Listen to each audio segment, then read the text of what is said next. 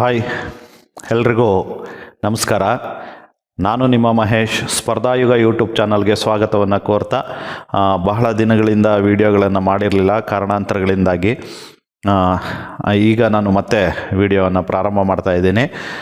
ಯಾರೆಲ್ಲ ಸ್ಪರ್ಧಾತ್ಮಕ ಪರೀಕ್ಷೆಗಳಿಗೆ ಓದ್ತಾ ಇದ್ದೀರಾ ಅವ್ರಿಗೆ ಎಲ್ಲ ಸ್ಪರ್ಧಾತ್ಮಕ ಪರೀಕ್ಷೆಗಳಿಗೆ ಉಪಯೋಗವಾಗುವಂತಹ ಒಂದು ವಿಡಿಯೋವನ್ನು ಮಾಡಬೇಕು ಅಂತ ಹೇಳಿ ಡಿಸೈಡ್ ಮಾಡಿದ್ದೇನೆ. ಅದಕ್ಕೇ ನಾನು ಈ ದಿನ ಯಾರೆಲ್ಲ ಈಗ FDA ಎಕ್ಸಾಮ್ ಬರೆದಂಥ ಸಂದರ್ಭದಲ್ಲಿ ಕೆಲವು ಸ್ಟೂಡೆಂಟ್ಸ್ ನನಗೆ ಸಾಕಷ್ಟು ಫೋನ್ಗಳನ್ನು ಮಾಡಿ, ಸರ್ ಸೈನ್ಸೇ ಜಾಸ್ತಿ ಕೇಳ್ಬಿಟ್ಟಿದ್ರು ಸರ್, ಹಾಗಾಗಿ ಪರೀಕ್ಷೆ ಸರಿಯಾಗಿ ಮಾಡೋಕ್ಕಾಗಲಿಲ್ಲ, ತುಂಬ ಬೇಜಾರಾಗ್ತಿದೆ, ನಾವು ಓದೋದೇ ನಿಲ್ಲಿಸ್ಬಿಡೋಣ ಅನ್ನಿಸ್ತಿದೆ, ಹಾಗೆ ಹೀಗೆ ಅಂತ ಎಲ್ಲ ಹೇಳ್ಕೊಳ್ತಾಯಿದ್ರು. ನಾನು ನಿಮ್ಗೆಲ್ರಿಗೂ ಹೇಳೋದಿಷ್ಟೇ, ಸುಮಾರು 3,74,000 ಜನ FDA ಪರೀಕ್ಷೆಗೆ ಅರ್ಜಿ ಸಲ್ಲಿಸಿದರು. ಅದರಲ್ಲಿ ಸುಮಾರು 2,80,000 ವಿದ್ಯಾರ್ಥಿಗಳು ಪರೀಕ್ಷೆಯನ್ನು ತೆಗೆದುಕೊಂಡು ಅಟೆಂಡ್ ಆದರು. ನಾನು ನಿಮ್ಗೆ ಹೇಳೋದು 2,80,000 ಜನದಲ್ಲಿ ಯಾರೋ 1,000 ಜನಕ್ಕೆ ಮಾತ್ರ ಕೆಲಸ ಸಿಗೋದು. ಇನ್ನು ಉಳಿದಂಥ 2,79,000 ಜನ ಇದರಲ್ಲಿ ಅವಕಾಶದಿಂದ ಕೆಲಸ ಸಿಗದೇನೆ ವಂಚಿತರಾಗ್ತಾರೆ. ಅವರೆಲ್ಲರೂ ಇದೇ ಥರ ಯೋಚನೆ ಮಾಡಿಬಿಟ್ರೆ ಮುಂದಿನ ದಿನಗಳಲ್ಲಿ ಅವ್ರಿಗೆ ಯಾವುದೇ ಅವಕಾಶಗಳಿಲ್ದಂಗೆ ಆಗ್ಬಿಡುತ್ತೆ. ಹಾಗಾಗಿ ನಿಮ್ಗೆ ಹೇಳೋದು, ಒಂದು ಪರೀಕ್ಷೆನಲ್ಲಿ ಏನೋ ಒಂದು ಫೇಲ್ಯೂರ್ ಆಯಿತು, ಯಾವುದೋ ಒಂದು ತೊಂದರೆ ಆಯಿತು ಅಂದ ತಕ್ಷಣಕ್ಕೆ ಅದರಿಂದ ನಾವು ನಮ್ಮ ಪ್ರಿಪ್ರೇಷನನ್ನು ಬಿಟ್ಟು ನಾವು ಸ್ಪರ್ಧಾತ್ಮಕ ಪರೀಕ್ಷೆಗಳ ತಯಾರಿಯಿಂದ ಹಿಂದೆ ಸರಿಯೋದು ಅಷ್ಟು ಸೂಕ್ತವಾದುದಲ್ಲ ಅಂತಕ್ಕಂಥದ್ದು ನನ್ನ ಭಾವನೆ. ನಿರಂತರವಾಗಿ ಯಾರು ಪ್ರಯತ್ನ ಮಾಡ್ತಾ ಇರ್ತೀರಾ, ಅದ್ರ ಕಡೆ ಓದ್ತಾ ಇರ್ತೀರಾ, ಅಂಥವ್ರು ಮಾತ್ರ ಸಕ್ಸಸ್ ಆಗ್ತೀರಾ. ನಾನು ಹೇಳೋದು, ಈಗೇನು 1,000 ಜನ, ಯಾರೋ 1,000 ಜನ ಸೆಲೆಕ್ಟ್ ಆಗ್ತಾರಲ್ವ, ಅವರೂ ಸಹ ಇದೇ ಮೊದಲ ಅವಕಾಶದಲ್ಲೇ ಅವರೇನು ಎಲ್ಲರೂ ಸೆಲೆಕ್ಟ್ ಆಗ್ತಾರಲ್ಲ, ಯಾರೋ ಅಲ್ಲೊಬ್ರು ಇಲ್ಲೊಬ್ರು ಮೊದಲನೇ ಅವಕಾಶದಲ್ಲಿ ಸಕ್ಸಸ್ ಆಗ್ತಾ ಇರ್ಬೋದು. ಆದರೆ ಬಹುತೇಕ ಜನ ಸಾಕಷ್ಟು ಹಾದಿಯನ್ನು ಸವಸಿರ್ತಾರೆ. ಹಾಗಾಗಿ ನೀವು ಸಹ ಎಲ್ಲರೂ ನಿರಂತರವಾಗಿ ಓದ್ತಾ ಇರಿ. ಯಾರೆಲ್ಲ ನಿರಂತರವಾಗಿ ಓದ್ತೀರಾ ಅವ್ರಿಗೆ ಸಕ್ಸಸ್ ಅನ್ನೋದು ಜೊತೆಯಲ್ಲಿ ಇರುತ್ತೆ ಅಂತ ಹೇಳ್ತಾ, ನಾನು ಈ ದಿನದ ಈ ವಿಡಿಯೋದಲ್ಲಿ 2 ಅಂಶಗಳನ್ನು ಗಮನಕ್ಕೆ ತರೋದಕ್ಕೆ ಬಯಸ್ತೇನೆ. ಒಂದು, ಸ್ಪರ್ಧಾತ್ಮಕ ಪರೀಕ್ಷೆಗಳಲ್ಲಿ ಕೇಳಬಹುದಾದ ಒಂದು ಕಂಟೆಂಟನ್ನು ನಿಮಗೆ ಹೇಳ್ಕೊಡ್ತಕ್ಕಂಥದ್ದು. ಮತ್ತೊಂದು, ಸಾಕಷ್ಟು ಜನ ಸರ್ ನೀವು ರಾಜ್ಯಶಾಸ್ತ್ರದ ಉಪನ್ಯಾಸಕರು, ಹಾಗಾಗಿ ಈಗೇನು ಡಿಗ್ರಿ ಕಾಲೇಜುಗಳಲ್ಲಿ ಕಾಲೇಜು ಉಪನ್ಯಾಸಕರ ಹುದ್ದೆಗೆ ಭರ್ತಿ ಮಾಡೋದಕ್ಕೆ ಸರ್ಕಾರ ಪ್ರಯತ್ನ ಮಾಡ್ತಾ ಇದೆ, ಅಲ್ಲಿ ನಾವು ನೆಟ್ ಸ್ಲೆಟ್ ಎಲ್ಲ ಪಾಸಾಗಿದ್ದೀವಿ ಸರ್, ನಮಗೆ ಡಿಗ್ರಿ ಕಾಲೇಜ್ ರಿಕ್ರೂಟ್ಮೆಂಟ್ಗೆ ಉಪಯುಕ್ತವಾಗುವಂತಹ ಕೆಲವೊಂದಷ್ಟು ಪುಸ್ತಕಗಳನ್ನು ಹೇಳಿ ಸರ್ ಅಂತ ಎಲ್ಲ ಕೇಳ್ತಾಯಿದ್ರು. ಹಾಗೆಯೇ ಕೆಲವರು ಫೋನ್ ಮಾಡಿ, ಸರ್ ನಾವು ನೆಟ್ ಸ್ಲೆಟ್ ಪಾಸ್ ಮಾಡಬೇಕು ಅಂದ್ಕೊಂಡಿದ್ದೀವಿ, ದಯವಿಟ್ಟು ಯಾವ್ದಾದ್ರು ಪುಸ್ತಕ ಓದಬೇಕಾದ್ರೆ ಮಾಹಿತಿ ಕೊಡಿ ಸರ್ ಅಂತ ಎಲ್ಲ ಕೇಳ್ತಾಯಿದ್ರು. ಅಂಥವರಿಗೆಲ್ಲ ಒಂದು ಬುಕ್ ಲಿಸ್ಟನ್ನು, ರಾಜ್ಯಶಾಸ್ತ್ರದಲ್ಲಿ ಯಾವೆಲ್ಲ ಪುಸ್ತಕಗಳನ್ನು ಓದಿದ್ರೆ ನೀವು ನೆಟ್ಟು ಸ್ಲೆಟ್ ಪರೀಕ್ಷೆಗಳನ್ನು ಪಾಸ್ ಮಾಡ್ಕೋಬೋದು, ಮತ್ತು ಏನು ಪದವಿ ಕಾಲೇಜುಗಳಲ್ಲಿ ಇರ್ತಕ್ಕಂಥ ಸಹಾಯಕ ಪ್ರಾಧ್ಯಾಪಕ ಹುದ್ದೆಗೆ ಪರೀಕ್ಷೆಗಳಲ್ಲಿ ಹೇಗೆ ಪ್ರಿಪ್ರೇಷನ್ ಮಾಡೋದಕ್ಕೆ ಆ ಪುಸ್ತಕಗಳು ನಿಮಗೆ ಸಹಾಯ ಆಗುತ್ತೆ. ಮತ್ತು ಹಾಗೆಯೇ PU ಉಪನ್ಯಾಸಕರ ಹುದ್ದೆಗೂ ಕೂಡ, ರಾಜ್ಯಶಾಸ್ತ್ರ ವಿಷಯದಲ್ಲಿ ಮಾತ್ರ PU ಉಪನ್ಯಾಸಕರ ಹುದ್ದೆಗೂ ಉಪಯುಕ್ತವಾಗುವಂಥ ಕೆಲವು ಪುಸ್ತಕಗಳನ್ನು ನಾನು ನಿಮಗೆ ಹೇಳ್ತಕ್ಕಂಥದ್ದನ್ನು ಈ ವಿಡಿಯೋದ ಒಂದು ಭಾಗದಲ್ಲಿ ನಿಮಗೆ ನಾನು ತಿಳಿಸ್ಕೊಡೋ ಪ್ರಯತ್ನ ಮಾಡ್ತೇನೆ. ಈಗ ನಾನು ನಿಮ್ಗಳಿಗೆ ಹೇಳ್ತಕ್ಕಂಥದ್ದು, ಯಾರೆಲ್ಲ ಈಗ ಸುಮಾರು 1,000 ಹುದ್ದೆಗಳಷ್ಟು PSI ಹುದ್ದೆಗಳನ್ನು ಕಾಲ್ ಮಾಡಿದ್ದಾರೆ. ಆ 1,000 PSI ಹುದ್ದೆಗೆ ಒಳ್ಳೆಯ ಅವಕಾಶಗಳು ನಮ್ಮ, ಅದರಲ್ಲೂ ಭಾರತ ಸಂವಿಧಾನದಲ್ಲಿ FDAನಲ್ಲೂ ಸುಮಾರು 10 ಪ್ರಶ್ನೆಗಳನ್ನು ಕೇಳಿದರು. ಹಾಗೆಯೇ ಇಲ್ಲೂ ಸಹ PSI ಪರೀಕ್ಷೆನಲ್ಲೂ ಕೂಡ, PC ಪರೀಕ್ಷೆನಲ್ಲೂ ಕೂಡ, KS ಪರೀಕ್ಷೆನಲ್ಲೂ ಕೂಡ ನಮ್ಮ ಭಾರತ ಸಂವಿಧಾನದ ಮೇಲೆ ಒಂದಷ್ಟು ಪ್ರಶ್ನೆಗಳು ಬಂದೇ ಬರುತ್ತೆ. ಹಾಗಾಗಿ ಒಂದು ಇಂಪಾರ್ಟೆಂಟ್ ಟಾಪಿಕ್ಕು ಭಾರತ ಸಂವಿಧಾನದಲ್ಲಿ DPSP ಅಂತ ಹೇಳ್ತೀವಿ, directive principles of state policies ಅಂತ ಹೇಳಿ ಕರಿತೀವಿ, ರಾಜ್ಯ ನಿರ್ದೇಶಕ ತತ್ವಗಳು. ಈ ರಾಜ್ಯ ನಿರ್ದೇಶಕ ತತ್ವಗಳ ಬಗ್ಗೆ ನಿಮಗೆ ಈ ದಿನದ ಅವಧಿನಲ್ಲಿ ಒಂದಷ್ಟು ವಿವರವಾದಂಥ ಮಾಹಿತಿಯನ್ನು ನೀಡ್ತಕ್ಕಂಥ ಪ್ರಯತ್ನವನ್ನು ನಾನು ಮಾಡ್ತಾ ಹೋಗ್ತೇನೆ. ಮೊದಲನೇದಾಗಿ ಒಂದು ಪ್ರಶ್ನೋತ್ತರಗಳನ್ನು ಬಿಡಿಸೋದ್ರ ಜೊತೆಗೆ ಮಾಹಿತಿಗಳನ್ನು ನಿಮಗೆ ಕೊಡೋ ಅಂಥ ಪ್ರಯತ್ನವನ್ನು ನಾನು ಮಾಡ್ತಾ ಹೋಗ್ತೀನಿ. ಭಾರತ ಸಂವಿಧಾನದ 4ನೇ ಭಾಗದಲ್ಲಿ ಈ ಕೆಳಗಿನ ಯಾವ ವಿಷಯಗಳನ್ನು ಚರ್ಚಿಸಲಾಗಿದೆ? ಈ ಥರದ್ದು ಪ್ರಶ್ನೆ ಬರ್ಬೋದು ನಿಮಗೆ. ಭಾರತ ಸಂವಿಧಾನದ 4ನೇ ಭಾಗದಲ್ಲಿ ಈ ಕೆಳಗಿನ ಯಾವ ವಿಷಯಗಳನ್ನು ಚರ್ಚಿಸಲಾಗಿದೆ? ಮೂಲಭೂತ ಹಕ್ಕುಗಳು, ರಾಜ್ಯ ನಿರ್ದೇಶಕ ತತ್ವಗಳು, ಮೂಲಭೂತ ಕರ್ತವ್ಯಗಳು, ಕೇಂದ್ರ ಸರ್ಕಾರ. ಈ ರೀತಿ ಒಟ್ಟು 4 ಆಯ್ಕೆಗಳನ್ನು ನಿಮಗೆ ನಾವು ನೀಡಿದ್ದೀವಿ. ಸಾಮಾನ್ಯವಾಗಿ ನಿಮಗೆ ಗೊತ್ತಿದೆ, ಭಾರತ ಸಂವಿಧಾನದಲ್ಲಿ ಸಂವಿಧಾನ ಜಾರಿಗೆ ಬಂದಂಥ ಸಂದರ್ಭದಲ್ಲಿ 22 ಭಾಗಗಳಿದ್ವು. ಈಗ ಮಧ್ಯ ಕೆಲವು ಭಾಗಗಳನ್ನು ಸೇರಿಸಲಾಗಿ ಸುಮಾರು 25 ಭಾಗಗಳಿರೋದನ್ನು ಕಾಣ್ತೀವಿ. ಅದರಲ್ಲಿ 4ನೇ ಭಾಗದಲ್ಲಿ ಏನಿದೆ ಅಂತ ಪ್ರಶ್ನೆ. ಆನ್ಸರನ್ನು ನೋಡೋದಾದರೆ ನಿಮಗೆಲ್ರಿಗೂ ಗೊತ್ತಿರೋ ಹಾಗೆ 4ನೇ ಭಾಗದಲ್ಲಿ ರಾಜ್ಯ ನಿರ್ದೇಶಕ ತತ್ವಗಳನ್ನು ವಿವರಿಸಲಾಗಿದೆ. ಈಗ ರಾಜ್ಯ ನಿರ್ದೇಶಕ ತತ್ವಗಳನ್ನು ಭಾರತ ಸಂವಿಧಾನದಲ್ಲಿ ಯಾವ ಭಾಗದಲ್ಲಿ ಎಷ್ಟನೇ ವಿಧಿಯಿಂದ ಎಷ್ಟನೇ ವಿಧಿಯವರೆಗೆ ಇರುತ್ತೆ ಅಂತಲೂ ಪ್ರಶ್ನೆಗಳು PC ಅಂತ ಪರೀಕ್ಷೆಗಳಲ್ಲಿ ಕೇಳ್ತಾರೆ. ಹಾಗಾಗಿ ನಿಮಗೆ ಚೆನ್ನಾಗಿ ಗೊತ್ತಿರಬೇಕಾಗತ್ತೆ. ರಾಜ್ಯ ನಿರ್ದೇಶಕ ತತ್ವಗಳು ಭಾರತ ಸಂವಿಧಾನದ 4ನೇ ಭಾಗದಲ್ಲಿ 36ನೇ ವಿಧಿಯಿಂದ 51ನೇ ವಿಧಿಯವರೆಗೆ 36ನೇ ವಿಧಿಯಿಂದ 51ನೇ ವಿಧಿಯವರೆಗೆ ವಿವರವಾಗಿ ರಾಜ್ಯ ನಿರ್ದೇಶಕ ತತ್ವಗಳನ್ನು ವಿವರಿಸಲಾಗಿದೆ. ಈ ರಾಜ್ಯ ನಿರ್ದೇಶಕ ತತ್ವಗಳನ್ನು ಸಂವಿಧಾನದ ರಚನಾಕಾರರು, ನಮ್ಮ ಸಂವಿಧಾನವನ್ನು ಏನು ರಚನೆ ಮಾಡೋದಕ್ಕೆ ಸುಮಾರು 389 ಜನ ಸದಸ್ಯರು ಸಂವಿಧಾನ ರಚನಾ ಸಭೆಯಲ್ಲಿದ್ದರು. ಇವರು ರಾಜ್ಯ ನಿರ್ದೇಶಕ ತತ್ವಗಳನ್ನು 1937ರಲ್ಲಿ ಐರಿಷ್ ಅಥವಾ ಐರ್ಲ್ಯಾಂಡ್ ಸಂವಿಧಾನದಿಂದ ಇವುಗಳನ್ನು ತೆಗೆದುಕೊಂಡಿದ್ದಾರೆ. ಇದು ಚೆನ್ನಾಗಿ ಗೊತ್ತಿರಬೇಕು. 1937ರಲ್ಲೇ ಐರಿಷ್ ಅಥವಾ ಐರ್ಲ್ಯಾಂಡ್ ಸಂವಿಧಾನದಿಂದ ಇವುಗಳನ್ನು ತೆಗೆದುಕೊಂಡಿದ್ದಾರೆ. ಅದಕ್ಕೂ ಮುಂಚೆ ಐರಿಷ್ ಸಂವಿಧಾನದವರು ಸ್ಪ್ಯಾನಿಷ್ ಸಂವಿಧಾನದಿಂದ ಈ ರಾಜ್ಯ ನಿರ್ದೇಶಕಗಳ ತತ್ವಗಳನ್ನು ತೆಗೆದುಕೊಂಡಿದ್ರು. ಇದು ನಮಗೆ ಚೆನ್ನಾಗಿ ಗೊತ್ತಿರಬೇಕು. ಐರಿಷ್ ಸಂವಿಧಾನದಿಂದ ನಾವು ತಗೊಂಡಿದ್ದೀವಿ. ಆ ಐರಿಷ್ ಸಂವಿಧಾನಕ್ಕೆ ಸ್ಪ್ಯಾನಿಷ್ ಸಂವಿಧಾನದಿಂದ ಈ ರಾಜ್ಯ ನಿರ್ದೇಶಕ ತತ್ವಗಳನ್ನು ತೆಗೆದುಕೊಂಡಿದ್ರು. ಈ ಗ್ರಾನ್ವಿಲೆ ಅಸ್ಟಿನ್ರವರು ಈ ಕೆಳಗಿನ ಯಾವುದನ್ನು ಭಾರತ ಸಂವಿಧಾನದ ಆತ್ಮ ಎಂದಿದ್ದಾರೆ? ಕನ್ಸೈನ್ಸ್ ಆಫ್ ದಿ ಕಾನ್ಸ್ಟಿಟ್ಯೂಷನ್ ಅಂತ ಹೇಳಿದ್ದಾರೆ. ಮೂಲಭೂತ ಹಕ್ಕುಗಳನ್ನು, ರಾಜ್ಯ ನಿರ್ದೇಶಕ ತತ್ವಗಳನ್ನು, ಪ್ರಸ್ತಾವನೆಯನ್ನು, ಮೂಲಭೂತ ಹಕ್ಕುಗಳು ಮತ್ತು ರಾಜ್ಯ ನಿರ್ದೇಶಕ ತತ್ವಗಳು ಎರಡನ್ನೂ ಸಹ ಈ ರೀತಿ ಕರೆದಿದ್ದಾರ ಅಂತ ಇದೊಂದು ಪ್ರಶ್ನೆ ಬರೋ ಸಾಧ್ಯತೆ ಇರುತ್ತೆ. ಗ್ರಾನ್ವಿಲೆ ಅಸ್ಟಿನ್ ಅವರು ಸಾಮಾನ್ಯವಾಗಿ ನಿಮಗೆ ಗೊತ್ತಿರಲಿ, ಭಾರತ ಸಂವಿಧಾನದ ಮೂಲಭೂತ ಹಕ್ಕುಗಳು ಮತ್ತು ರಾಜ್ಯ ನಿರ್ದೇಶಕ ತತ್ವಗಳು ಎರಡನ್ನೂ ಸೇರಿಸಿ ಸಂವಿಧಾನದ ಆತ್ಮ ಅಂತ ಹೇಳ್ತಾರೆ. ಈ 2 ಭಾಗಗಳು ಅಂದರೆ ಸಂವಿಧಾನದ 3ನೇ ಭಾಗ ಮತ್ತು 4ನೇ ಭಾಗಗಳನ್ನು ಸೇರಿಸಿ ಅವರು ಈ ಸಂವಿಧಾನದ ಆತ್ಮ ಅಂತ ಹೇಳಿ ಕರೆದಿದ್ದಾರೆ. ಯಾರೋ? ಗ್ರಾನ್ವಿಲೆ ಅಸ್ಟಿನ್ರವರು. ಈ ರಾಜ್ಯ ನಿರ್ದೇಶಕ ತತ್ವಗಳನ್ನು ಡಾಕ್ಟರ್ BR ಅಂಬೇಡ್ಕರ್ ಅವರು ಸಂವಿಧಾನದ ನಾವೆಲ್ ಫೀಚರ್ಸ್ ಅಂತ ಹೇಳಿ ಕರೆದಿದ್ದಾರೆ. ಸಂವಿಧಾನದ ನಾವೆಲ್ ಫೀಚರ್ಸ್ ಅಂತ ಹೇಳಿ ಕರೆದಿದ್ದಾರೆ. ಹಾಗೆಯೇ ಮಾರ್ಗದರ್ಶಿ ಸೂತ್ರಗಳು ಅಂತ ಸಹ ಕರೆದಿದ್ದಾರೆ ಇವರು. ನಿಮಗದು ಚೆನ್ನಾಗಿ ಗೊತ್ತಿರಬೇಕು. ರಾಜ್ಯ ನಿರ್ದೇಶಕ ತತ್ವಗಳನ್ನು ಅಂಬೇಡ್ಕರ್ ಅವರು ನಾವೆಲ್ ಫೀಚರ್ಸ್ ಅಂತಲೂ ಹೇಳ್ತಾರೆ. ಹಾಗೆಯೇ ಮಾರ್ಗದರ್ಶಿ ಸೂತ್ರಗಳು ಅಂತ ಹೇಳಿ ಕರೀತಾರೆ. ಇನ್ನು ಈ ರಾಜ್ಯ ನಿರ್ದೇಶಕ ತತ್ವಗಳು ಅಂದರೆ ಏನು ಅಂತ ನಿಮಗೆ ಪ್ರಶ್ನೆ ಬರ್ಬೋದು. ನೋಡಿ, ಹೆಸರೇ ಸೂಚಿಸುತ್ತೆ, ನಿರ್ದೇಶಕ ತತ್ವಗಳು. ನಿರ್ದೇಶನ ಅಂದರೆ ಏನು? ಡೈರೆಕ್ಷನ್ ಕೊಡೋದು. ಯಾರಿಗೆ ಡೈರೆಕ್ಷನ್ನು? ಕೇಂದ್ರ ಸರ್ಕಾರ, ರಾಜ್ಯ ಸರ್ಕಾರ ಮತ್ತು ಸ್ಥಳೀಯ ಸರ್ಕಾರಗಳು, ಇವುಗಳಿಗೆಲ್ಲ ಈ ತತ್ವಗಳು ಡೈರೆಕ್ಷನ್ಸನ್ನು, ನಿರ್ದೇಶನವನ್ನು ಕೊಡುತ್ತವೆ.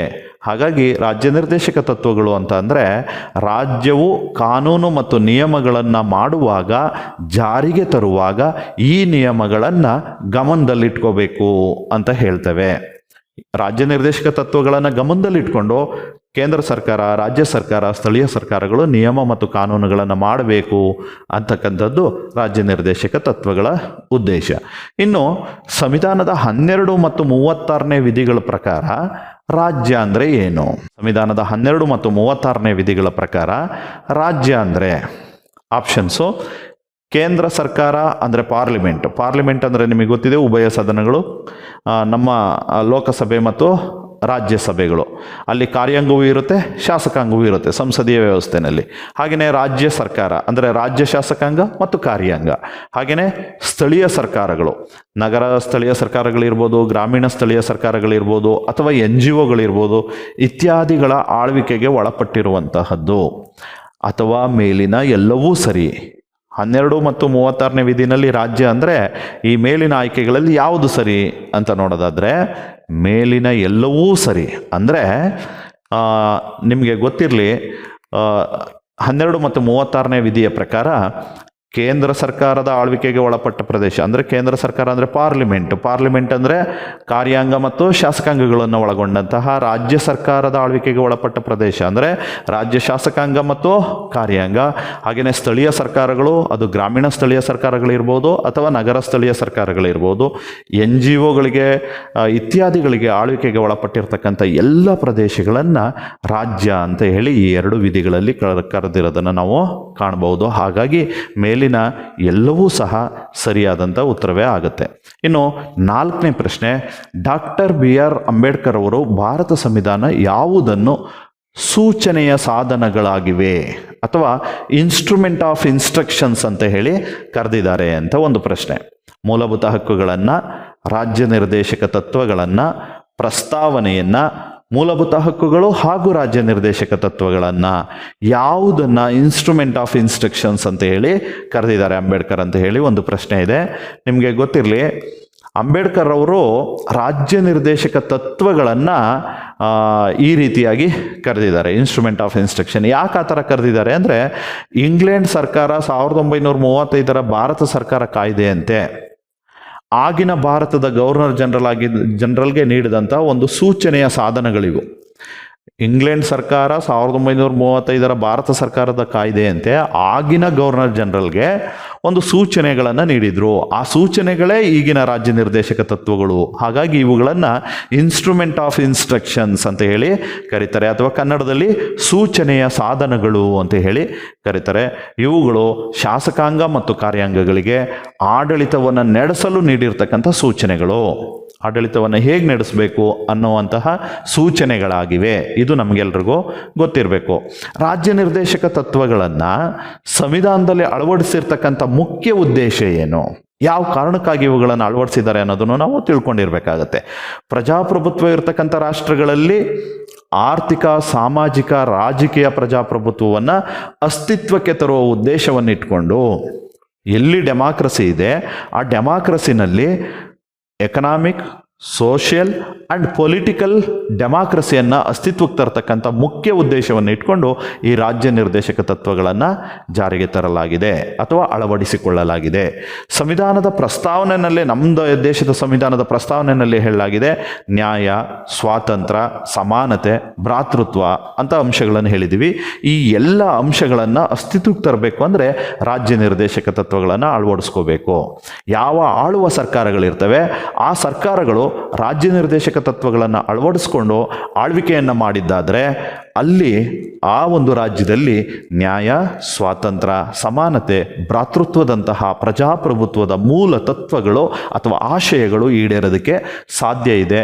ಆ ಕಾರಣಕ್ಕಾಗಿ ಸರ್ಕಾರಗಳು ರಾಜ್ಯ ನಿರ್ದೇಶಕ ತತ್ವಗಳನ್ನು ಅಳವಡಿಸ್ಕೋಬೇಕು ಅಂತ ಹೇಳಿ ನಾವು ತಿಳ್ಕೊಬೋದು. ಈ ರಾಜ್ಯ ನಿರ್ದೇಶಕ ತತ್ವಗಳ ಮುಖ್ಯ ಗುರಿ ಏನಪ್ಪ ಅಂತ ನಾವು ಆಗಲೇ ತಿಳ್ಕೊಳ್ತಾ, ಒಂದು, ಇಲ್ಲಿ ಪೊಲೀಸ್ ರಾಜ್ಯ ಸೃಷ್ಟಿ ಮಾಡೋದಾಗಿರೋದಿಲ್ಲ.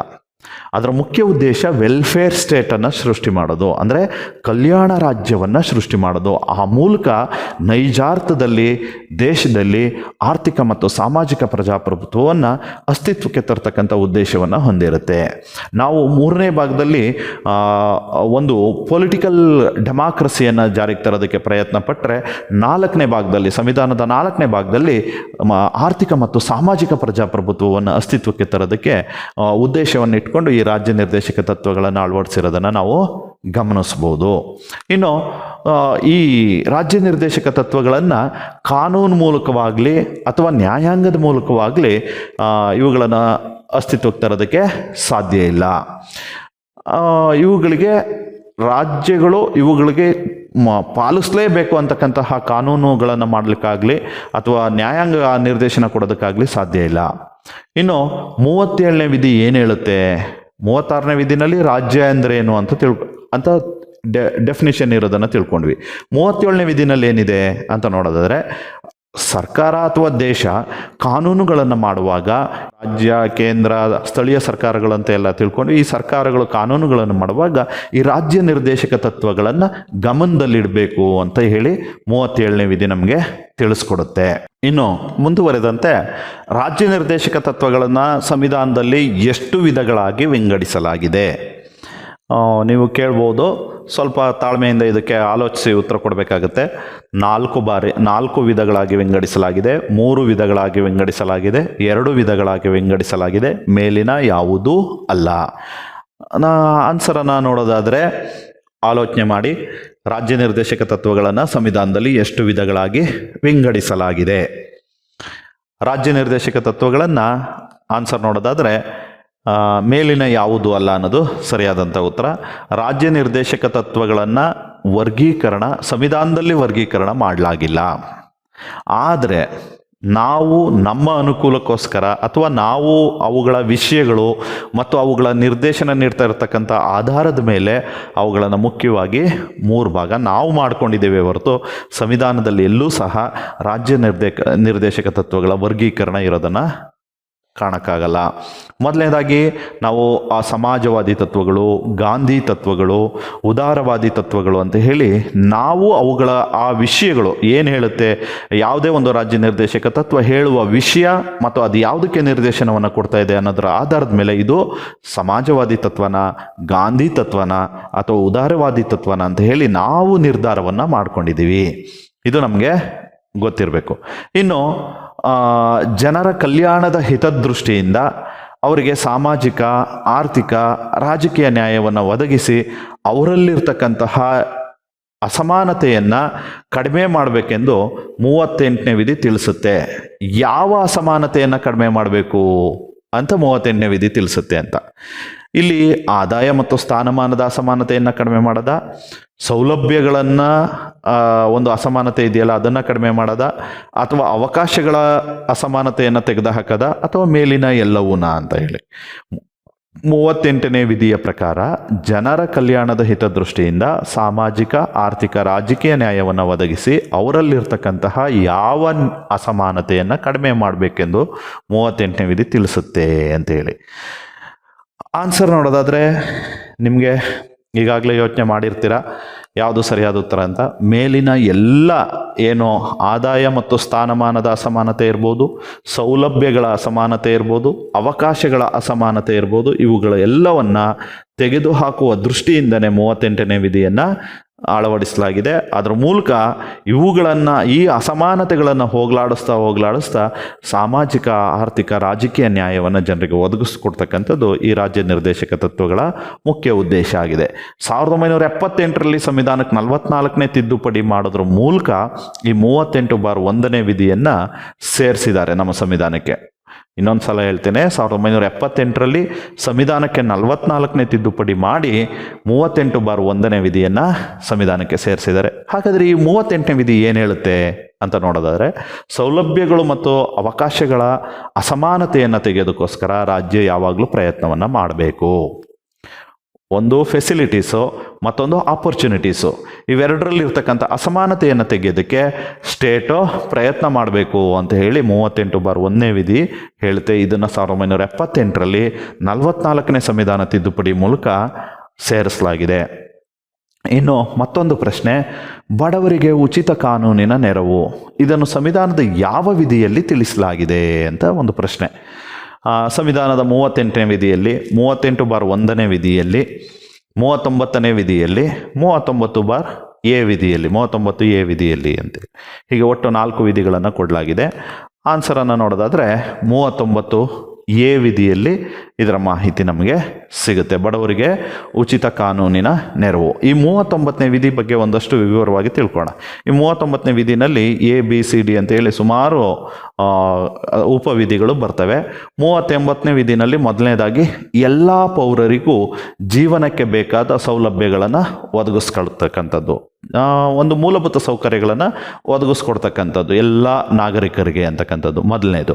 ಎರಡನೇದು ಸಮಾಜದ ಸಂಪನ್ಮೂಲಗಳು ಅಥವಾ ಮೆಟೀರಿಯಲ್ ರಿಸೋರ್ಸಸ್ ಅಂತ ಏನು ಕರಿತೀವಿ, ಇವುಗಳ ಒಡೆತನ ಮತ್ತು ನಿಯಂತ್ರಣ, ಅಂದರೆ ಓನರ್ಶಿಪ್ ಇರ್ಬೋದು ಅಥವಾ ಕಂಟ್ರೋಲ್ ಇರ್ಬೋದು, ಇದು ಸಾರ್ವಜನಿಕ ಹಿತದೃಷ್ಟಿಯಿಂದ ವಿತರಣೆ ಆಗಬೇಕು, ಯಾವುದೇ ಕೆಲವೇ ವ್ಯಕ್ತಿಗಳಲ್ಲಿ ಸಂಗ್ರಹ ಆಗಬಾರ್ದು. ಇವತ್ತು ಅಸಮಾನತೆ ಅಂತಕ್ಕಂಥದ್ದು ಹೇಗಾಗಿದೆ ಸಮಾಜದಲ್ಲಿ ಅಥವಾ ದೇಶದಲ್ಲಿ ಅಂದರೆ, ಸುಮಾರು 90% ಸಂಪನ್ಮೂಲ 10% ಜನರ ಹತ್ರ ಶೇಖರಣೆ ಆಗಿ 10% ಸಂಪನ್ಮೂಲ 90% ಜನರಿಗೆ ವಿತರಣೆ ಆಗಿರೋದನ್ನು ನಾವು ಕಾಣ್ತೀವಿ. ಈ ರೀತಿ ಅಸಮಾನವಾದಂಥ ವಿತರಣೆ ಇದೆಯಲ್ಲ, ಅದು ಈ ಅಸಮಾನತೆಗೆ ಮುಖ್ಯವಾದ ಕಾರಣ ಅಂತಕ್ಕಂಥದ್ದು. ಈ ರೀತಿ ಆಗದೇ ಇರತಕ್ಕಂತಹ ಕಾನೂನುಗಳನ್ನು ತರೋದ್ರ ಮೂಲಕ, ಅಂದರೆ ರಾಜ್ಯ ನಿರ್ದೇಶಕ ತತ್ವಗಳನ್ನು ಪಾಲಿಸೋದ್ರ ಮೂಲಕ ಈ ಅಸಮಾನತೆಯನ್ನು ತೆಗಿಬಹುದು. ನೆಕ್ಸ್ಟು, ಸಂಪತ್ತು ಮತ್ತು ಉತ್ಪಾದನಾ ಸಾಧನಗಳು ಕೆಲವರಲ್ಲೇ ಕೇಂದ್ರೀಕೃತವಾಗದಂತೆ ಆರ್ಥಿಕ ನೀತಿಯನ್ನು ಅನುಸರಿಸಬೇಕು. ಇದು ಒಂದು ರಾಜ್ಯ ನಿರ್ದೇಶಕ ತತ್ವ, 39ನೇ ವಿಧಿನಲ್ಲೇ ಹೇಳಲಾಗಿದೆ. ಹಾಗೆಯೇ ಮಹಿಳೆಯರು ಮತ್ತು ಪುರುಷರಿಗೆ ಸಮಾನ ಕೆಲಸಕ್ಕೆ ಸಮಾನ ವೇತನವನ್ನು ನೀಡಬೇಕು ಅನ್ನೋದು ಒಂದು ರಾಜ್ಯ ನಿರ್ದೇಶಕ ತತ್ವ, 39ನೇ ವಿಧಿನಲ್ಲಿ ಇದು ಸಹ ಇದೆ. ಹಾಗೆಯೇ ಕಾರ್ಮಿಕರು ಮತ್ತು ಮಕ್ಕಳ ಆರೋಗ್ಯ ಬಹಳ ಮುಖ್ಯ. ಕಾರ್ಮಿಕರು ಮತ್ತು ಮಕ್ಕಳ ಆರೋಗ್ಯ, ಅವರ ಶಕ್ತಿಯನ್ನು ದುರುಪಯೋಗಪಡಿಸ್ಕೊಂಡು ಕೆಲಸ ಮಾಡುವಂತೆ ಬಲಾತ್ಕಾರ ಮಾಡಬಾರ್ದು. ಯಾರ್ಯಾರದು ಮಕ್ಕಳು ಮತ್ತು ಕಾರ್ಮಿಕರ ಶಕ್ತಿಯನ್ನು ಬಳಸ್ಕೊಂಡು ಅಥವಾ ದುರುಪಯೋಗಪಡಿಸ್ಕೊಂಡು ಬಲಾತ್ಕಾರದಿಂದ ಅವರಿಂದ ಕೆಲಸವನ್ನು ಮಾಡಿಸ್ಬಾರ್ದು ಅಂತ ರಾಜ್ಯ ನಿರ್ದೇಶಕ ತತ್ವ ಹೇಳುತ್ತೆ. ಹಾಗೆಯೇ ಮಕ್ಕಳ ಆರೋಗ್ಯಕರವಾಗಿ ಅವರು ಬೆಳಿಬೇಕು, ಅವಕಾಶಗಳನ್ನು ಮತ್ತು ಸೌಲಭ್ಯಗಳನ್ನು ಅವರಿಗೆ ಆ ಥರದ್ದು ನೀಡಬೇಕು ಅಂತ ಹೇಳುತ್ತೆ. ಇನ್ನೊಂದು, ಇವೆಲ್ಲವೂ 39ನೇ ವಿಧಿನಲ್ಲಿ ಹೇಳಲಾಗಿದೆ. ಇದು ನಿಮಗೆ ಚೆನ್ನಾಗಿ ಗೊತ್ತಿರಬೇಕು. ಏನು ಹೇಳುತ್ತೆ 39ನೇ ವಿಧಿ? ಮತ್ತೊಮ್ಮೆ ಹೇಳ್ತೇನೆ, ಎಲ್ಲ ಪೌರರಿಗೆ ಬೇಕಾಗಿರತಕ್ಕಂಥ ಜೀವನದ ಸೌಲಭ್ಯಗಳನ್ನು ಒದಗಿಸಬೇಕು. ಸಮಾಜದ ಸಂಪನ್ಮೂಲಗಳು ಅದರ ಒಡೆತನ ಇರ್ಬೋದು ಅಥವಾ ನಿಯಂತ್ರಣ ಇರ್ಬೋದು, ಸಾರ್ವಜನಿಕ ಹಿತದೃಷ್ಟಿಯಿಂದ ಅದು ಹಂಚಿಕೆ ಆಗಬೇಕು ಅಥವಾ ವಿತರಣೆ ಆಗಬೇಕು ಅಂತ ಹೇಳುತ್ತೆ. ಎರಡನೇದು, ಸಂಪತ್ತು ಮತ್ತು ಉತ್ಪಾದನಾ ಸಾಧನಗಳು ಕೆಲವರಲ್ಲೇ ಕೇಂದ್ರೀಕೃತ ಆಗಬಾರ್ದು, ಆ ರೀತಿಯ ಆರ್ಥಿಕ ನೀತಿಯನ್ನು ಅನುಸರಿಸಬೇಕು ಅಂತ ಹೇಳುತ್ತೆ 39ನೇ ವಿಧಿನಲ್ಲಿ. ಮೂರನೇದು, ನಾಲ್ಕನೇದು, ಮಹಿಳೆ ಮತ್ತು ಪುರುಷರಿಗೆ ಸಮಾನ ಕೆಲಸಕ್ಕೆ ಸಮಾನ ವೇತನವನ್ನು ನೀಡಬೇಕು ಅಂತ ಹೇಳುತ್ತೆ. ಹಾಗೆಯೇ ಐದನೇದು, ಕಾರ್ಮಿಕರು ಮತ್ತು ಮಕ್ಕಳ ಆರೋಗ್ಯವನ್ನು ದುರುಪಯೋಗಪಡಿಸಿಕೊಂಡು ಕೆಲಸ ಮಾಡುವಂತೆ ಬಲಾತ್ಕಾರವನ್ನು ಮಾಡಬಾರ್ದು ಅಂತ ಹೇಳುತ್ತೆ. ಹಾಗೆಯೇ ಮಕ್ಕಳು ಆರೋಗ್ಯಕರವಾಗಿ ಬೆಳಿಬೇಕು ಅಂದರೆ ಅವರಿಗೆ ಅವಕಾಶಗಳನ್ನು ಮತ್ತು ಸೌಲಭ್ಯಗಳನ್ನು ನೀಡಬೇಕು ಅಂತ ಹೇಳುತ್ತೆ. ಈ ಏನು ಕೊನೆಯ ಅಂಶ ಇದೆ, ಇದನ್ನು 1976ರಲ್ಲಿ 42ನೇ ಸಂವಿಧಾನ ತಿದ್ದುಪಡಿಯ ಮೂಲಕ ಇದನ್ನು ಸಂವಿಧಾನಕ್ಕೆ ಸೇರಿಸಲಾಯಿತು. ಈ ಬಡವರಿಗೆ ಉಚಿತ ಕಾನೂನಿನ ನೆರವು ಅಂತ ಇದೆಯಲ್ಲ, ಇದು 39A ವಿಧಿನಲ್ಲಿ ಬರುತ್ತೆ. ಇದನ್ನು 1976ರಲ್ಲಿ 42ನೇ ಸಂವಿಧಾನ ತಿದ್ದುಪಡಿ ಮಾಡೋದ್ರ ಮೂಲಕ ಇದನ್ನು ಸಂವಿಧಾನಕ್ಕೆ ಸೇರಿಸಲಾಯಿತು. ಜನವರಿ 3, 1977ರಿಂದ ಇದು ಜಾರಿಗೆ ಬಂದಿರೋದನ್ನು ನಾವು ಕಾಣ್ಬೋದು.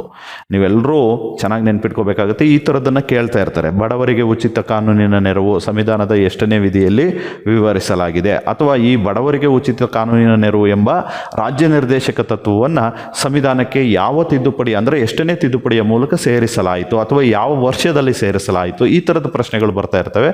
ಗೊತ್ತಿರಬೇಕು. 39A ವಿಧಿ ಬಡವರಿಗೆ ಉಚಿತ ಕಾನೂನಿನ ನೆರವಿನ ಬಗ್ಗೆ ಹೇಳುತ್ತೆ. ಫ್ರೀ ಲೀಗಲ್ ಏಡ್ ಅಂತ ಹೇಳ್ತಾರೆ. Free legal aid to the poor ಅಂತ ಹೇಳಿ 1976ಅಲ್ಲಿ ಇದನ್ನು ಇನ್ಸರ್ಟ್ ಮಾಡ್ತಾರೆ 42nd ಅಮೆಂಡ್ಮೆಂಟ್ ಆ್ಯಕ್ಟಲ್ಲಿ. ಇದು ಜನವರಿ 3, 1977ರಿಂದ ಜಾರಿಗೆ ಬಂದಿದೆ. ಇದು ನಿಮ್ಮೆಲ್ರಿಗೂ ಗೊತ್ತಿರಬೇಕು. ಮುಂದುವರೆದಂತೆ ಮತ್ತೊಂದು ಪ್ರಶ್ನೆ, ನಿರುದ್ಯೋಗಿಗಳಿಗೆ, ಹಿರಿಯ ನಾಗರಿಕರಿಗೆ, ರೋಗಿಗಳಿಗೆ ಅಥವಾ ವಿಕಲಚೇತನರಿಗೆ, ಅಂಗವಿಕಲರಿಗೆ ಉದ್ಯೋಗದ ಹಕ್ಕಿನ ರಕ್ಷಣೆಯ ಸಲುವಾಗಿ, ಶಿಕ್ಷಣ ನೀಡುವ ಸಲುವಾಗಿ ಹಣ ಸಹಾಯ ಮಾಡಬೇಕು ಅಂತ ಸಂವಿಧಾನದ ಯಾವ ವಿಧಿ ತಿಳಿಸುತ್ತೆ ಅಂತ ಪ್ರಶ್ನೆ. ನಿಮ್ಗೆಲ್ರಿಗೂ ಗೊತ್ತಿರಲಿ, ಸಂವಿಧಾನ ಆಯ್ಕೆಗಳನ್ನು ನೋಡೋದಾದರೆ 41ನೇ ವಿಧಿ, 42ನೇ ವಿಧಿ, 43ನೇ ವಿಧಿ, 47ನೇ ವಿಧಿ ಅಂತ ಹೇಳಿ ಆಪ್ಷನ್ಸ್ ಕೊಡಲಾಗಿದೆ. ಯಾರ್ಯಾರಿಗೆ ಈಗ ಎಷ್ಟೋ ಸರ್ಕಾರಗಳು ಈ ಪೆನ್ಷನ್ ಕೊಡ್ತಾ ಇರ್ತಾರೆ. ಈಗ ಓಲ್ಡ್ ಏಜ್ ಪೆನ್ಷನ್ ಕೊಡ್ತಾರೆ. ಹಾಗೆಯೇ ಯಾರಿಗೆ ಈ ಅಂಗವಿಕಲರಿಗೆ, ಪಾಪ ವಿಕಲಚೇತನರಿಗೆ ಅವ್ರಿಗೆ ಜೀವನ ಮಾಡೋದಕ್ಕೆ ಕಷ್ಟ ಆಗಿರುತ್ತೆ ಅನ್ನೋ ಕಾರಣಕ್ಕಾಗಿ ಅವ್ರಿಗೂ ಸಹ ಧನ ಸಹಾಯ ಮಾಡೋದನ್ನೆಲ್ಲ ನಾವು ನೋಡ್ತಾ ಇರ್ತೀವಿ. ಈ ರೀತಿ ಮಾಡಬೇಕು ಅಂತ ಸಂವಿಧಾನದ ಯಾವ ವಿಧಿನಲ್ಲಿದೆ? ಯಾವ ರಾಜ್ಯ ನಿರ್ದೇಶಕ ತತ್ವ ಸರ್ಕಾರಗಳಿಗೆ ಈ ರೀತಿ ನಿರ್ದೇಶನಗಳನ್ನು ಕೊಡ್ತಾ ಇದೆ ಅಂತ ಅಂದರೆ, ಅದಕ್ಕೆ ಸರಿಯಾದಂಥ ಉತ್ತರ ಸಂವಿಧಾನದ 41ನೇ ವಿಧಿ ಹೇಳುತ್ತೆ. ನಿರುದ್ಯೋಗಿಗಳಿರುವುದು, ಅನ್ಎಂಪ್ಲಾಯ್ಸ್ ಯಾರಿರ್ತಾರೆ ಅವರು, ಮತ್ತು ಓಲ್ಡ್ ಏಜ್ ಅವ್ರಿಗೆ, ರೋಗಿಗಳಿಗೆ ಅಥವಾ ವಿಕಲಚೇತನರಿಗೆ ಅವರಿಗೆ ಉದ್ಯೋಗದ ಹಕ್ಕಿನ ರಕ್ಷಣೆಯ ಅಡಿನಲ್ಲಿ ಅವರಿಗೆ ಶಿಕ್ಷಣದ ಸಲುವಾಗಿ ಒಂದಷ್ಟು ಹಣ ಸಹಾಯವನ್ನು ಮಾಡಬೇಕು ಅಂತ ಹೇಳಿ ಸಂವಿಧಾನದ 41ನೇ ವಿಧಿ ತಿಳಿಸ್ಕೊಡ್ತಾ ಇದೆ. ಮುಂದುವರೆದಂತೆ ಸಂವಿಧಾನದ 48ನೇ ವಿಧಿ ಈ ಕೆಳಗಿನ ಯಾವುದನ್ನು ನಿರ್ದೇಶನ ಮಾಡುತ್ತೆ, ಸರ್ಕಾರಗಳಿಗೆ ಯಾವುದನ್ನು ಹೇಳುತ್ತೆ ಅಂತ ಹೇಳಿ. 48ನೇ ವಿಧಿ ಪ್ರಕಾರ ABCD ಅಂತ 4 ಆಪ್ಷನ್ಸ್ ಇದೆ. ದನ, ಕರು, ಹಸುಗಳನ್ನು ಅಥವಾ ಪ್ರಾಣಿಗಳ ಹತ್ಯೆಯನ್ನು ನಿಷೇಧಿಸಬೇಕು, ಅಂದರೆ ಗೋ ಹತ್ಯೆ ನಿಷೇಧ ಮಾಡೋದು. ಎರಡನೇದು ಆರೋಗ್ಯಕ್ಕೆ ಹಾನಿಕರವಾಗಿರ್ತಕ್ಕಂಥ ಡ್ರಗ್ಸ್ ಇರ್ಬೋದು ಅಥವಾ ಮದ್ಯಪಾನ ಇರ್ಬೋದು, ಇವುಗಳನ್ನು ನಿಷೇಧ ಮಾಡಬೇಕು ಅಂತ ಹೇಳುತ್ತೆ ಅಂತ. ಸಿ, ಗ್ರಾಮೀಣ ಪ್ರದೇಶದಲ್ಲಿ ಗುಡಿ ಕೈಗಾರಿಕೆಗಳಿಗೆ ಪ್ರೋತ್ಸಾಹ ನೀಡಬೇಕು ಅಂತ ಹೇಳಿ.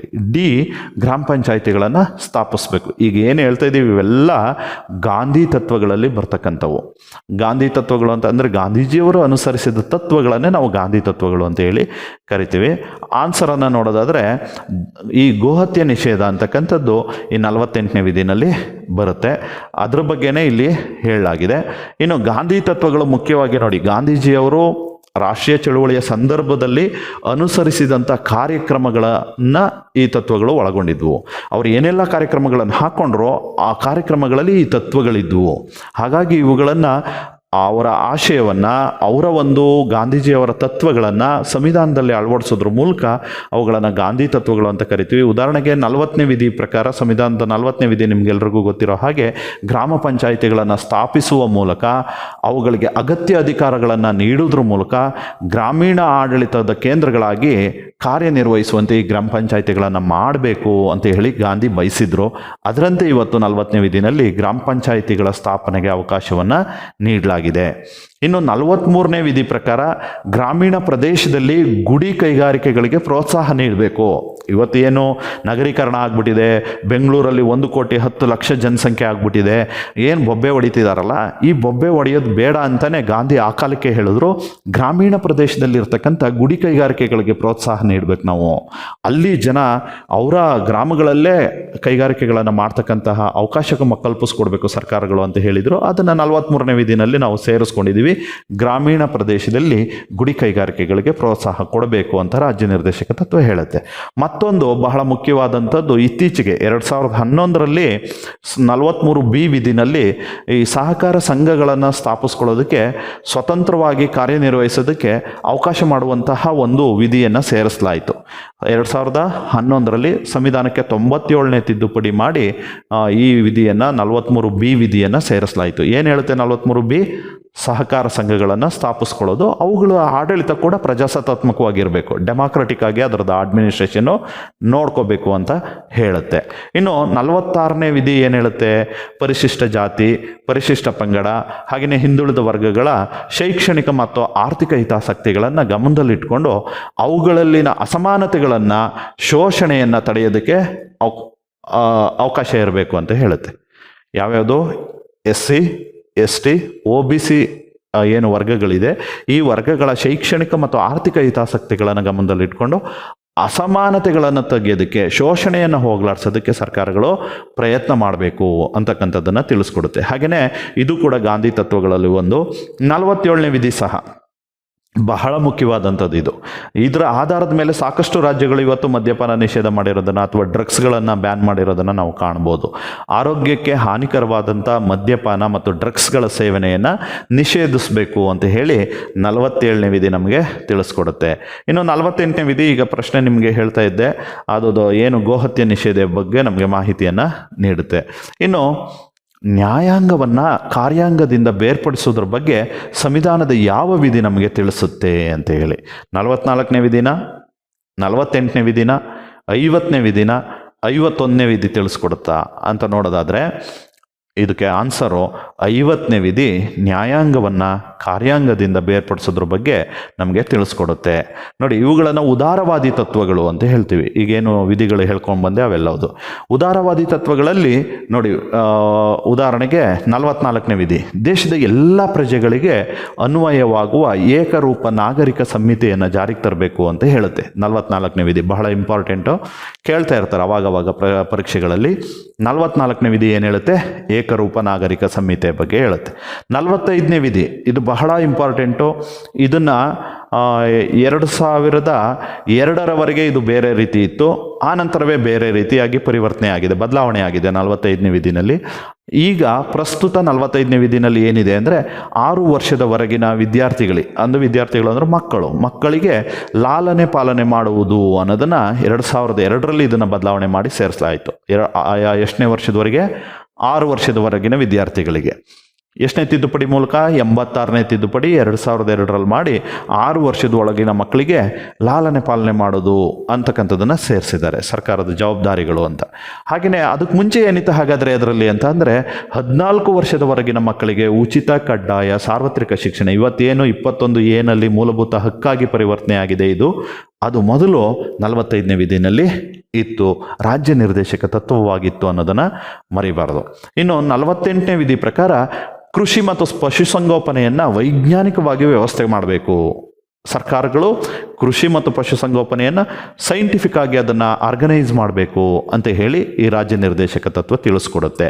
ಹಾಗೆಯೇ 48A ವಿಧಿ ಅರಣ್ಯಗಳು ಸರೋವರಗಳನ್ನು ರಕ್ಷಿಸಿ ಅಭಿವೃದ್ಧಿಗೊಳಿಸಬೇಕು ಅಂತ ತಿಳಿಸುತ್ತೆ. ಇದನ್ನು ಸಹ, ಈ ಒಂದು ವಿಧಿಯನ್ನು ಸಹ 1976ರಲ್ಲಿ 42ನೇ ಸಂವಿಧಾನ ತಿದ್ದುಪಡಿಯ ಮೂಲಕ ಸಂವಿಧಾನಕ್ಕೆ ಸೇರಿಸಲಾಗಿದೆ. ಇನ್ನು 49ನೇ ವಿಧಿ ಏನು ಹೇಳುತ್ತೆ ಅಂತ ಅಂದರೆ, ಐತಿಹಾಸಿಕ ಮಹತ್ವವುಳ್ಳ ಸ್ಮಾರಕಗಳು ಮತ್ತು ಸ್ಥಳಗಳನ್ನು ರಾಷ್ಟ್ರೀಯ ಮಹತ್ವವುಳ್ಳ ಸ್ಥಳಗಳೆಂದು ಘೋಷಣೆ ಮಾಡಬೇಕು, ಅವುಗಳನ್ನು ರಕ್ಷಣೆ ಮಾಡಬೇಕು ಅಂತ ಹೇಳುತ್ತೆ 49ನೇ ವಿಧಿ. ನೋಡಿ, ರಾಜ್ಯ ನಿರ್ದೇಶಕ ತತ್ವಗಳಲ್ಲಿ ಏನಿಲ್ಲ, ಎಲ್ಲ ರಾಜ್ಯ ನಿರ್ದೇಶಕ ತತ್ವಗಳನ್ನು ಆಳುವ ಸರ್ಕಾರಗಳು ಅಥವಾ ಏನು ನಮ್ಮ ರಾಜ್ಯ ಕೇಂದ್ರಗಳನ್ನು ಆಳ್ವಿಕೆ ಮಾಡ್ತಾ ಇರ್ತಕ್ಕಂಥ ಸರ್ಕಾರಗಳು ಯಥಾವತ್ತು ಚಾಚು ತಪ್ಪದೆ ಇವುಗಳನ್ನು ಅನುಷ್ಠಾನಗೊಳಿಸಿದ್ದೆ ಆದರೆ ರಾಮರಾಜ್ಯ ಸೃಷ್ಟಿ ಮಾಡಬೇಕು ಅಥವಾ ಏನು ಸಮೃದ್ಧಿಯಿಂದ ಕೂಡಿರ್ತಕ್ಕಂಥ ಒಂದು ವೆಲ್ಫೇರ್ ಸ್ಟೇಟನ್ನು ಕ್ರಿಯೇಟ್ ಮಾಡಬೇಕು ಅಂತ ಉದ್ದೇಶ ಇದೆ, 100% ನೆರವೇರುತ್ತೆ ಅಂತಕ್ಕಂಥದ್ದು ನನ್ನ ಅನಿಸಿಕೆ. ಯಾಕೆಂದರೆ ಇದರಲ್ಲಿ ಎಲ್ಲ ವಿಚಾರಗಳನ್ನು ಹೇಳಲಾಗಿದೆ ರಾಜ್ಯ ನಿರ್ದೇಶಕ ತತ್ವಗಳಲ್ಲಿ. ಇನ್ನು 50ನೇ ವಿಧಿ ಏನು ಹೇಳುತ್ತೆ ಅಂದರೆ, ನ್ಯಾಯಾಂಗವನ್ನು ಕಾರ್ಯಾಂಗದಿಂದ ಬೇರ್ಪಡಿಸೋದ್ರ ಮೂಲಕ ರಾಜ್ಯ ಸಾರ್ವಜನಿಕರಿಗೆ ಸೇವೆಯನ್ನು ಒದಗಿಸಬೇಕು ಅಂತ ಹೇಳಿ 50ನೇ ವಿಧಿ ಹೇಳುತ್ತೆ. ಇದು ಚೆನ್ನಾಗಿ ಗೊತ್ತಿರಬೇಕು. 50ನೇ ವಿಧಿ ನ್ಯಾಯಾಂಗವನ್ನು ಕಾರ್ಯಾಂಗದಿಂದ ಬೇರ್ಪಡಿಸೋದ್ರ ಬಗ್ಗೆ ತಿಳಿಸ್ಕೊಡುತ್ತೆ. ಇನ್ನು 51ನೇ ವಿಧಿ ಬಹಳ ಮುಖ್ಯವಾದಂಥದ್ದು, ಇವತ್ತೇನು ಜಗತ್ತಲ್ಲಿ ಅಶಾಂತಿ ನೆಲೆಸೋದಕ್ಕೆ ಕಾರಣ ಆಗಿದೆ, ಅಂತಾರಾಷ್ಟ್ರೀಯ ವಿವಾದಗಳನ್ನು, ಅನೇಕ ಡಿಸ್ಪ್ಯೂಟ್ಸ್ ಇದೆ, ಇಂಟರ್ನ್ಯಾಷನಲ್ ಡಿಸ್ಪ್ಯೂಟ್ಸು ಭಾಳ ಇದೆ. ಈಗ ಉದಾಹರಣೆಗೆ ಭಾರತ ಪಾಕಿಸ್ತಾನದ ನಡುವೆ ಇರ್ಬೋದು, ಅಥವಾ ಜಗತ್ತಿನ ಬೇರೆ ಬೇರೆ ದೇಶಗಳ ನಡುವೆ ಬೇರೆ ಬೇರೆ ಕಾರಣಗಳಿಗಾಗಿ ವಿವಾದಗಳಿದ್ದಾವೆ, ಡಿಸ್ಪ್ಯೂಟ್ಸ್ ಇದೆ. ಇಂತಹ ಡಿಸ್ಪ್ಯೂಟ್ಸನ್ನು, ವಿವಾದಗಳನ್ನು ಅಂತಾರಾಷ್ಟ್ರೀಯ ಕಾನೂನುಗಳ ಮೂಲಕ, ಒಪ್ಪಂದಗಳ ಮೂಲಕ ಬಗೆಹರಿಸ್ಕೊಂಡು ಅಂತಾರಾಷ್ಟ್ರೀಯ ಶಾಂತಿ ಮತ್ತು ಭದ್ರತೆಯನ್ನು ಕಾಪಾಡ್ಕೋಬೇಕು ಅಂತ ಹೇಳಿ ಅದಕ್ಕೆ ನಾವು ಸಹಕರಿಸಬೇಕು, ಭಾರತೀಯರು ಅಂತಕ್ಕಂಥದ್ದು, ಅಥವಾ ಭಾರತೀಯ ಸರ್ಕಾರ ಸಹಕರಿಸಬೇಕು ಅಂತಕ್ಕಂಥದ್ದು 51ನೇ ವಿಧಿನಲ್ಲಿ ತಿಳಿಸ್ಕೊಡಲಾಗಿದೆ. ಏನು? ಅಂತಾರಾಷ್ಟ್ರೀಯ ಶಾಂತಿ ಮತ್ತು ಭದ್ರತೆಯನ್ನು ಕಾಪಾಡ್ಕೊಳ್ಳೋದಕ್ಕೆ ನಾವು ಅಂತಾರಾಷ್ಟ್ರೀಯ ವಿವಾದಗಳನ್ನು ಬಗೆಹರಿಸ್ಕೊಳ್ಳೋದಕ್ಕೆ ಅಂತಾರಾಷ್ಟ್ರೀಯ ಕಾನೂನುಗಳು ಮತ್ತು ಒಪ್ಪಂದಗಳ ಮೂಲಕ ಅವುಗಳನ್ನು ಬಗೆಹರಿಸ್ಕೋಬೇಕು, ಅದಕ್ಕೆ ನಾವು ಸಹಕರಿಸಬೇಕು ಅಂತ ಹೇಳಿ 51ನೇ ವಿಧಿ ನಮಗೆ ತಿಳಿಸ್ಕೊಡುತ್ತೆ. ಇನ್ನೊಂದು ಬಹಳ ಮುಖ್ಯವಾದಂಥದ್ದು, ಇದು ಸ್ವಲ್ಪ UPSC ಲೆವೆಲಲ್ಲಿ ಕೇಳ್ತಕ್ಕಂಥ ಒಂದು ಪ್ರಶ್ನೆ, ಇದು ಬಹಳ ಇಂಪಾರ್ಟೆಂಟು, ಗಮನಿಸಿ ಇದನ್ನು ನೋಡ್ಕೊಳ್ಳಿ. 2 ಹೇಳಿಕೆಗಳನ್ನು ಕೊಟ್ಟಿರ್ತಾರೆ. 1ನೇ ಹೇಳಿಕೆ ಏನಿದೆ, ರಾಜ್ಯ ನಿರ್ದೇಶಕ ತತ್ವಗಳಿಗೆ 2 ಬಾರಿ ಮಾತ್ರ ತಿದ್ದುಪಡಿ ಮಾಡಲಾಗಿದೆ. ಸಂವಿಧಾನ ಜಾರಿಗೆ ಬಂದಾಗಲಿಂದ ಇದುವರೆಗೆ 2021ರವರೆಗೆ ರಾಜ್ಯ ನಿರ್ದೇಶಕ ತತ್ವಗಳಿಗೆ ಸಂಬಂಧಿಸಿದಂತೆ 2 ಬಾರಿ ಮಾತ್ರ ತಿದ್ದುಪಡಿ ಮಾಡಲಾಗಿದೆ, 1ನೇ ಹೇಳಿಕೆ. 2ನೇ ಹೇಳಿಕೆ, ರಾಜ್ಯ ನಿರ್ದೇಶಕ ತತ್ವಗಳನ್ನು ಸಂವಿಧಾನದ 4ನೇ ಭಾಗದಲ್ಲಿ ಮಾತ್ರ ಅಳವಡಿಸಲಾಗಿದೆ ಅಂತಕ್ಕಂಥದ್ದು. ಈಗ ನೋಡಿ, 1 ಮಾತ್ರ ಸರಿ ಹೇಳಿಕೆ, 2 ಮಾತ್ರ ಸರಿ, 2 ಹೇಳಿಕೆಗಳು ಸರಿ, 2 ಹೇಳಿಕೆಗಳು ತಪ್ಪು. ಈಗ ಆಲೋಚಿಸಿ, ಹೇಳಿಕೆಗಳನ್ನು ಇನ್ನೊಂದು ಬಾರಿ ನೋಡ್ಕೊಳ್ಳಿ, ಆನ್ಸರ್ ಬಗ್ಗೆ ಯೋಚನೆ ಮಾಡಿ, ಗೊತ್ತಾಗತ್ತೆ. ರಾಜ್ಯ ನಿರ್ದೇಶಕ ತತ್ವಗಳಿಗೆ 2 ಬಾರಿ ತಿದ್ದುಪಡಿ ಮಾಡಿರೋದು, ಅಥವಾ ರಾಜ್ಯ ನಿರ್ದೇಶಕ ತತ್ವಗಳನ್ನು ಸಂವಿಧಾನದ 4ನೇ ಭಾಗದಲ್ಲಿ ಮಾತ್ರ ಕಾಣ್ತೀವಿ ಅಂತಕ್ಕಂಥದ್ದು ಹೇಳಿಕೆಗಳು. ಈಗ ಆನ್ಸರನ್ನು ನೋಡೋದಾದರೆ 2 ಹೇಳಿಕೆಗಳು ತಪ್ಪು. ಯಾಕೆ ಅಂದರೆ, 1ನೇ ಹೇಳಿಕೆ ಏನು ಹೇಳ್ತಾ ಇದೆ, ಸಂವಿಧಾನಕ್ಕೆ ರಾಜ್ಯ ನಿರ್ದೇಶಕ ತತ್ವಗಳಿಗೆ ಸಂಬಂಧಿಸಿದಂತೆ 2 ಬಾರಿ ಮಾತ್ರ ತಿದ್ದುಪಡಿ ಮಾಡಲಾಗಿದೆ ಅನ್ನೋದು ತಪ್ಪು. ಯಾಕೆಂದರೆ ಅದಕ್ಕೆ 2ಕ್ಕಿಂತ ಹೆಚ್ಚು ಬಾರಿ ತಿದ್ದುಪಡಿಗಳನ್ನು ಮಾಡಲಾಗಿದೆ. ಯಾವ್ಯಾವಾಗ ಮಾಡಿದ್ದಾರೆ ಅಂತ ನೋಡೋದಾದರೆ, ಹೊಸ ರಾಜ್ಯ ನಿರ್ದೇಶಕ ತತ್ವಗಳನ್ನು ಸೇರ್ಪಡೆ ಮಾಡೋದಕ್ಕೋಸ್ಕರ 1976ರಲ್ಲಿ 42ನೇ ಸಂವಿಧಾನ ತಿದ್ದುಪಡಿ ಮಾಡೋದ್ರ ಮೂಲಕ 4 ಹೊಸ ರಾಜ್ಯ ನಿರ್ದೇಶಕ ತತ್ವಗಳನ್ನು ಸಂವಿಧಾನಕ್ಕೆ ಸೇರಿಸಲಾಯಿತು. ಇದು ಒಂದು ತಿದ್ದುಪಡಿ. ಯಾವ್ಯಾವುದನ್ನು ಸೇರಿಸಿದ್ರು? 76ರಲ್ಲಿ ಹೊಸ ರಾಜ್ಯ ನಿರ್ದೇಶಕ ತತ್ವಗಳನ್ನು ಸೇರಿಸೋದ್ರಲ್ಲ 76ರಲ್ಲಿ. ಅದು ಯಾವ್ಯಾವುದು ಅಂದರೆ, 1ನೇದು ಮಕ್ಕಳ ಆರೋಗ್ಯಕರ ಬೆಳವಣಿಗೆಗೆ ಬೇಕಾಗುವ ಅವಕಾಶಗಳನ್ನು ರಕ್ಷಿಸುವುದು ಮತ್ತು ಉಳಿಸುವುದು ಅಂತ ಹೇಳಿ ಮಕ್ಕಳ ಆರೋಗ್ಯಕರ ಬೆಳವಣಿಗೆಗೆ ಬೇಕಾಗುವ ಅವಕಾಶಗಳನ್ನು ರಕ್ಷಿಸಿ ಉಳಿಸೋದು 39ನೇ ವಿಧಿ. ಚೆನ್ನಾಗಿ ನೆನಪಿರಲಿ. ಇದು ಒಂದು ಹೊಸ ರಾಜ್ಯ ನಿರ್ದೇಶಕ ತತ್ವ. ಮತ್ತೊಂದು ಯಾವುದು ಅಂತ ಅಂದರೆ ಬಡವರಿಗೆ ಉಚಿತ ಕಾನೂನಿನ ನೆರವಿನ ಮೂಲಕ ನ್ಯಾಯಿಕ ಸಮಾನತೆಯನ್ನು ಒದಗಿಸ್ತಕ್ಕಂಥದ್ದು 39A ವಿಧಿಯನ್ನು ಸೇರಿಸಿದ್ರು. ಎರಡನೇದು. ಮೂರನೇದು, ಕೈಗಾರಿಕೆಗಳ ನಿರ್ವಹಣೆಯಲ್ಲಿ ಕಾರ್ಮಿಕರಿಗೂ ಭಾಗವಹಿಸೋದಕ್ಕೆ ಅವಕಾಶ ಕ್ರಮ ವಹಿಸೋದು. ಅಂದರೆ ಕಾರ್ಮಿಕರು ಸಹ ಆಡಳಿತದಲ್ಲಿ ಭಾಗವಹಿಸಬೇಕು, ಕೈಗಾರಿಕೆಗಳ ಆಡಳಿತದಲ್ಲಿ ಭಾಗವಹಿಸಬೇಕು ಅಂತೇಳಿ 76ರಲ್ಲಿ 43A ವಿಧಿಯನ್ನು ಸೇರಿಸಿದ್ರು. ಮೂರನೇದು. ನಾಲ್ಕನೇದು, ಅರಣ್ಯ ಮತ್ತು ವನ್ಯಮೃಗಗಳನ್ನು ರಕ್ಷಿಸುವುದಕ್ಕೋಸ್ಕರ ಪರಿಸರ ರಕ್ಷಣೆ ಮಾಡಿ ಅಭಿವೃದ್ಧಿಗೊಳಿಸಬೇಕು ಅನ್ನೋದನ್ನು ಸೇರಿಸಿದ್ರು. ಹೀಗೆ ಒಟ್ಟು 4 ಹೊಸ ರಾಜ್ಯ ನಿರ್ದೇಶಕ ತತ್ವಗಳನ್ನು 76ರಲ್ಲಿ ಸೇರಿಸಿರೋದನ್ನು ನಾವು ಕಾಣ್ತೀವಿ. ಇದು ಮೊದಲನೇ ತಿದ್ದುಪಡಿ. ಇನ್ನು 1978ರಲ್ಲಿ 44ನೇ ತಿದ್ದುಪಡಿ ಮೂಲಕ ಮತ್ತೊಂದು ರಾಜ್ಯ ನಿರ್ದೇಶಕ ತತ್ವವನ್ನು ಸಂವಿಧಾನಕ್ಕೆ ಸೇರಿಸಲಾಯಿತು. ಯಾವುದದು ಅಂದರೆ 38ನೇ ವಿಧಿನಲ್ಲಿ ಇರತಕ್ಕಂತಹ ರಾಜ್ಯವು ಅಸಮಾನತೆಯನ್ನು ಹೋಗಲಾಡಿಸುವ ಸಲುವಾಗಿ ಆದಾಯ, ಸ್ಥಾನಮಾನ, ಸೌಲಭ್ಯ ಮತ್ತು ಅವಕಾಶಗಳು ಎಲ್ರಿಗೂ ದೊರೆಯುವಂತೆ ಮಾಡಬೇಕು ಅನ್ನೋದನ್ನು 38ನೇ ವಿಧಿನಲ್ಲಿ 78ರಲ್ಲಿ 44ನೇ ತಿದ್ದುಪಡಿ ಮಾಡೋದ್ರ ಮೂಲಕ ಸೇರಿಸಿದ್ರು. ಇದು ಎರಡನೇ ತಿದ್ದುಪಡಿ ರಾಜ್ಯ ನಿರ್ದೇಶಕ ತತ್ವಗಳಿಗೆ. ಇನ್ನು ಮೂರನೇ ತಿದ್ದುಪಡಿ ಯಾವಾಗಾಯಿತು ಅಂತ ಈಗಿನ್ನೂ ಹೇಳ್ತಾ ಇದ್ದೆ. 2002ರಲ್ಲಿ 86ನೇ ಸಂವಿಧಾನ ತಿದ್ದುಪಡಿ ಮೂಲಕ 45ನೇ ವಿಧಿಯಡಿಯಲ್ಲಿ ಒಂದು ಬದಲಾವಣೆಯನ್ನು ಮಾಡಿದ್ರು. ಏನು ಅಂತ ಅಂದರೆ ಅದುವರೆಗೆ ಇದ್ದಂಥ 6ರಿಂದ 14 ವರ್ಷದ ಎಲ್ಲ ಮಕ್ಕಳಿಗೆ ಉಚಿತ ಕಡ್ಡಾಯ ಸಾರ್ವತ್ರಿಕ ಶಿಕ್ಷಣ ನೀಡೋದು ಅನ್ನೋದನ್ನು 21A ವಿಧಿಯಡಿಯಲ್ಲಿ ಮೂಲಭೂತ ಹಕ್ಕಾಗಿ ಪರಿವರ್ತನೆ ಮಾಡಿಬಿಟ್ರು. ಆಗ ಇಲ್ಲಿ 45ನೇ ವಿಧಿನಲ್ಲಿ 6 ವರ್ಷದ ಒಳಗಿನ ಎಲ್ಲ ಮಕ್ಕಳಿಗೆ ಬಾಲ್ಯ ಪೋಷಣೆ ಮತ್ತು ಶಿಕ್ಷಣ ನೀಡೋದು ರಾಜ್ಯದ ಜವಾಬ್ದಾರಿ ಅನ್ನೋದನ್ನು ಹೊಸ ರಾಜ್ಯ ನಿರ್ದೇಶಕ ತತ್ವವಾಗಿ ಸೇರಿಸಿದ್ರು. ಇದು ಮೂರನೇ ತಿದ್ದುಪಡಿ. 42, 44, 86 ಮತ್ತೊಂದಾಗಿದೆ 2011ರಲ್ಲಿ 97ನೇ ಸಂವಿಧಾನ ತಿದ್ದುಪಡಿ ಮೂಲಕ ಮತ್ತೊಂದು ರಾಜ್ಯ ನಿರ್ದೇಶಕ ತತ್ವವನ್ನು ಭಾರತ ಸಂವಿಧಾನಕ್ಕೆ ಸೇರಿಸಲಾಯಿತು. ಏನದು ಅಂತಂದರೆ 43B ವಿಧಿಗೆ ಇದನ್ನು ಸೇರಿಸ್ತಾರೆ. ಸ್ವಇಚ್ಛೆಯಿಂದ ಸಹಕಾರ ಸಂಘಗಳನ್ನು ಸ್ಥಾಪಿಸ್ಕೊಂಡು ಅವುಗಳು ಸ್ವಇಚ್ಛೆಯಿಂದ ಕಾರ್ಯನಿರ್ವಹಿಸಬೇಕು, ಪ್ರಜಾಸತ್ತಾತ್ಮಕ ರೀತಿಯಲ್ಲಿ ಅವುಗಳ ಆಡಳಿತ ನಡೆಸಬೇಕು ಅನ್ನೋದನ್ನು 43B ವಿಧಿನಲ್ಲಿ ಸೇರಿಸಲಾಯಿತು. ಹೀಗೆ 42 1976ರಲ್ಲಿ, 44 1978ರಲ್ಲಿ, 86 2002ರಲ್ಲಿ, 97 2011ರಲ್ಲಿ ಒಟ್ಟು ರಾಜ್ಯ ನಿರ್ದೇಶಕ ತತ್ವಗಳಿಗೆ ಸಂಬಂಧಿಸಿದಂತೆ 4 ತಿದ್ದುಪಡಿಗಳಾಗಿರೋದನ್ನು ನಾವು ಗಮನಿಸ್ಬೋದು. ಇನ್ನು ಈ ರಾಜ್ಯ ನಿರ್ದೇಶಕ ತತ್ವಗಳು ಸಂವಿಧಾನದ 4ನೇ ಭಾಗದಲ್ಲಿ ಮಾತ್ರ ಇದ್ದಾವ ಅಂತ ನೋಡಿದ್ರೆ ಇಲ್ಲ. ರಾಜ್ಯ ನಿರ್ದೇಶಕ ತತ್ವಗಳನ್ನು ನಾವು ಬೇರೆ ಬೇರೆ ಭಾಗಗಳಲ್ಲೂ ಗಮನಿಸ್ಬೋದು. ಈಗ ಉದಾಹರಣೆಗೆ ರಾಜ್ಯ ನಿರ್ದೇಶಕ ತತ್ವಗಳನ್ನು ನಾವು ಭಾಷೆಗಳಿಗೆ ಸಂಬಂಧಿಸಿದಂತೆ ಸ್ಥಳೀಯ ಭಾಷೆಗಳಲ್ಲಿ ಶಿಕ್ಷಣವನ್ನು ನೀಡಬೇಕು ಅಥವಾ ಈ ಥರ ಅನೇಕ ವಿಚಾರಗಳು ಬೇರೆ ಬೇರೆ ಕಡೆ ನಮ್ಮ ಸಂವಿಧಾನದ ಬೇರೆ ಬೇರೆ ಭಾಗಗಳಲ್ಲಿ ರಾಜ್ಯ ನಿರ್ದೇಶಕ ತತ್ವಗಳಿಗೆ ಸಂಬಂಧಿಸಿದಂಥ ವಿಚಾರಗಳು ಪ್ರಸ್ತಾಪ ಆಗೋದ್ರಿಂದ ಕೇವಲ 4ನೇ ಭಾಗದಲ್ಲಿ ಮಾತ್ರ ಇದ್ದಾವೆ ಅಂತಕ್ಕಂಥದ್ದು ತಪ್ಪು ಹೇಳಿಕೆ ಆಗುತ್ತೆ. ಹಾಗಾಗಿ ಈ 2 ಹೇಳಿಕೆಗಳು ತಪ್ಪು. ಇದುವರೆಗೆ ರಾಜ್ಯ ನಿರ್ದೇಶಕ ತತ್ವಗಳಿಗೆ ಸಂಬಂಧಿಸಿದಂತೆ ಸಾಕಷ್ಟು ಮಾಹಿತಿಗಳನ್ನು ನಿಮಗೆ ತಿಳಿಸ್ಕೊಡ್ತಕ್ಕಂಥ ಪ್ರಯತ್ನವನ್ನು ಮಾಡಿದ್ದೇನೆ. ನಾನು ವಿಡಿಯೋದ ಪ್ರಾರಂಭದಲ್ಲಿ ಹೇಳಿದ್ದೆ, ಯಾರೆಲ್ಲ ನೆಟ್ಟು ಸ್ಲೆಟ್ಟು ಪರೀಕ್ಷೆಗಳನ್ನು ತೆಗೆದುಕೋಬೇಕು ಅಂತ ಇದ್ದೀರಾ ಪೊಲಿಟಿಕಲ್ ಸೈನ್ಸಲ್ಲಿ, ಅವ್ರಿಗೆ ಒಂದಷ್ಟು ಪುಸ್ತಕಗಳ ಬಗ್ಗೆ, ಹಾಗೆಯೇ PU ಕಾಲೇಜ್ ಲೆಕ್ಚರರು ಮತ್ತು ಪದವಿ ಕಾಲೇಜುಗಳಲ್ಲಿ ಅಥವಾ ಯೂನಿವರ್ಸಿಟಿಗಳಲ್ಲಿ ಸಹಾಯಕ ಪ್ರಾಧ್ಯಾಪಕ ಹುದ್ದೆಗೆ ಪ್ರಿಪ್ರೇಷನನ್ನು ಮಾಡ್ತಾ ಇದ್ದೀರಾ, ಅವ್ರಿಗೆ ಉಪಯುಕ್ತವಾಗುವಂಥ ಒಂದಷ್ಟು ಪುಸ್ತಕಗಳ ಹೆಸರನ್ನು ನಾನು ಹೇಳೋ ಪ್ರಯತ್ನ ಮಾಡ್ತೀನಿ. ಇದೇ ಬೆಸ್ಟು ಅಂತಲ್ಲ, ಇವುಗಳನ್ನು ಓದ್ಕೊಂಡ್ರೆ ಅಟ್ಲೀಸ್ಟು ಪೊಲಿಟಿಕಲ್ ಸೈನ್ಸ್ದು ಬೇಸಿಕ್ ಕಾನ್ಸೆಪ್ಟ್ಸು ನಿಮಗೆ ಚೆನ್ನಾಗಿ ಅರ್ಥ ಆಗುತ್ತೆ. ಆನಂತರ ಯಾವುದೇ ಪರೀಕ್ಷೆಗಳಲ್ಲಿ ಉತ್ತಮವಾದಂಥ ಒಂದು ಪರ್ಫಾರ್ಮೆನ್ಸನ್ನು ಮಾಡ್ಬೋದು ಅಂತಕ್ಕಂಥದ್ದು ನನ್ನ ಅನಿಸಿಕೆ. ಸುಮಾರು ಟಾಪಿಕ್ಗಳು ಬರ್ತವೆ ಪೊಲಿಟಿಕಲ್ ಸೈನ್ಸಲ್ಲಿ. ಅದರಲ್ಲಿ ಮೊದಲನೇದು ಪೊಲಿಟಿಕಲ್ ಥಿಯರಿ ಮತ್ತು ಪೊಲಿಟಿಕಲ್ ಐಡಿಯಾಲಜಿ ಅಂತೇಳಿ ಬರುತ್ತೆ. ಈ ಪೊಲಿಟಿಕಲ್ ಥಿಯರಿ ಅಥವಾ ಪೊಲಿಟಿಕಲ್ ಐಡಿಯಾಲಜಿಗೆ ನೀವು ಆಂಡ್ರ್ಯೂ ಹೇವುಡ್ ಅವ್ರದ್ದು ಪುಸ್ತಕಗಳನ್ನು ಓದಿದ್ರೆ ತುಂಬ ಉಪಯುಕ್ತ ಆಗುತ್ತೆ ಅಂತಕ್ಕಂಥದ್ದು ನನ್ನ ಅನಿಸಿಕೆ. ಪೊಲಿಟಿಕಲ್ ಥಿಯರಿ, ಪೊಲಿಟಿಕಲ್ ಐಡಿಯಾಲಜಿ ಯಾರ್ದು ಅಂದರೆ ಆಂಡ್ರ್ಯೂ ಹೇವುಡ್ ಅವ್ರದ್ದು. ನೆಕ್ಸ್ಟ್ ವೆಸ್ಟ್ರನ್ ಪೊಲಿಟಿಕಲ್ ಥಾಟ್ ಅಂತ ಬರುತ್ತೆ, ಪಾಶ್ಚಿಮಾತ್ಯ ರಾಜಕೀಯ ಚಿಂತನೆ. ಇದನ್ನು ಬ್ರಿಯಾನ್ ನೆಲ್ಸನ್ ಅವರ ಒಂದು ಪುಸ್ತಕವನ್ನು ತೆಗೆದುಕೊಂಡು ಓದಿದ್ರೆ ಬಹಳ ಯೂಸ್ ಆಗುತ್ತೆ, ಬ್ರಿಯಾನ್ ನೆಲ್ಸನ್. ಹಾಗೆಯೇ ಇಂಡಿಯನ್ ಪೊಲಿಟಿಕಲ್ ಥಾಟ್, ಭಾರತೀಯ ರಾಜಕೀಯ ಚಿಂತನೆ, OP ಗೂಬಾ ಅವ್ರದ್ದು ತೊಗೊಂಡ್ರೆ ನಿಮಗೆ ಯೂಸ್ ಆಗುತ್ತೆ ಅಂತ ನಾನು ಅಂದ್ಕೊಳ್ತೀನಿ.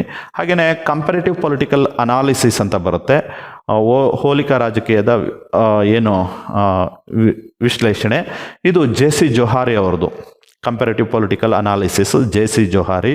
ಹಾಗೆಯೇ ಇಂಟರ್ನ್ಯಾಷನಲ್ ರಿಲೇಷನ್ಸ್ ಬರುತ್ತೆ ನಿಮಗೆ ರಾಜ್ಯಶಾಸ್ತ್ರದಲ್ಲಿ, ಅಂತಾರಾಷ್ಟ್ರೀಯ ಸಂಬಂಧಗಳು. ಅದರಲ್ಲಿ ಅಂತಾರಾಷ್ಟ್ರೀಯ ಸಂಬಂಧಗಳಿಗೆ ಸಂಬಂಧಿಸಿದಂತೆ the globalisation of the world politics ಅಂತ ಒಂದು ಪುಸ್ತಕ ಇದೆ, the globalisation of world politics ಅಂತ.